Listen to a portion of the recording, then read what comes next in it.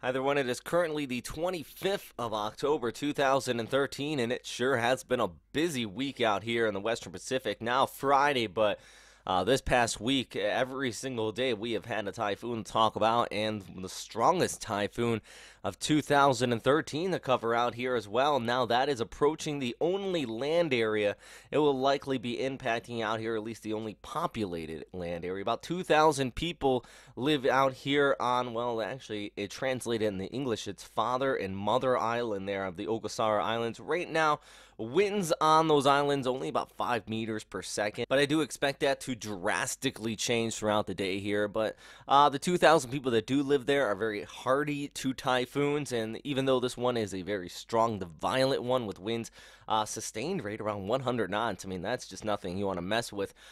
They are likely going to just fare through this rather decently, but still want to continue to watch out for updates from there throughout the day, and we'll keep you posted on Twitter and Facebook on Typhoon Lekima as it pushes just towards the east of the Ogasawara Islands. But the big topic today is still the gusty winds across the southern Japanese islands and the torrential amount of rainfall falling there in western Japan. And what I mean by torrential amount of rainfall, I'm quite serious. Actually, over 500 millimeters fell here in Kochi there on Shikoku. We were expecting upwards about 300, but there was some isolated areas about over 500 now, about triple the amount they typically see for the month of October. So some pretty torrential rainfall, and it's still coming out here across the area. We can just take a look at the hourly rainfall for this area of starting from right around 3 to 4 a.m. extending out to now when I'm making this video update. Now Kochi right here along the eastern seaboard of Shikoku, and let's just loop ahead and just take a look at this. This is every hour between 30 to 40 millimeters of rainfall falling in some areas here.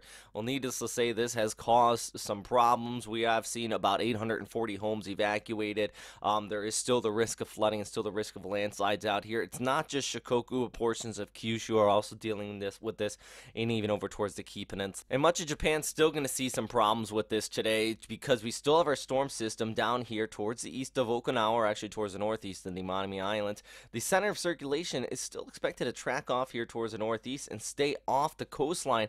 We've been saying for the last few days we have this upper level trough coming in, and then we have the stationary boundary setting up, and that's just bringing that torrential amount of rainfall. And despite the circulation remaining offshore, I'll just show you the accumulation outlook. We continue to see these heavy amount of rain showers. Now, good news, the showers are tapering off. Still some gusty winds for southern Japan, western portions of Kyushu, similar conditions occurring here, and also due to this storm system coming a little bit farther offshore, we're actually seeing the rainfall outlook a little bit less for northern portions of Honshu. That's including Fukushima Daiichi. Still think about 350 to 100 millimeters could occur there, but you're not going to be seeing the same problems we have in the south. In the north, even Hokkaido, there's the risk of some snowfall as well, so something else to continue to keep an eye out for. But as for now, Francisco continues to track off towards the northeast, improving conditions behind it. It's still going to be pretty breezy going through the day here on Friday, but nothing too serious. Rainfall is going to start to lift off towards the north, improve behind it for portions of western Japan, where you've just been seeing it for several days now.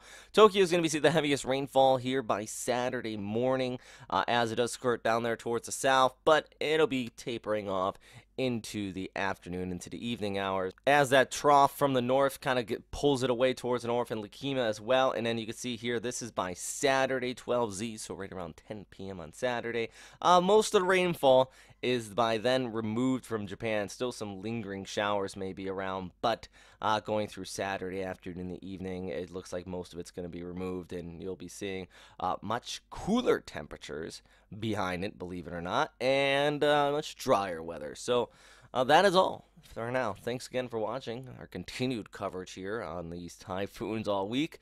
I'll have another video update tonight, and probably again Saturday morning. So as always, stay safe out there, everybody.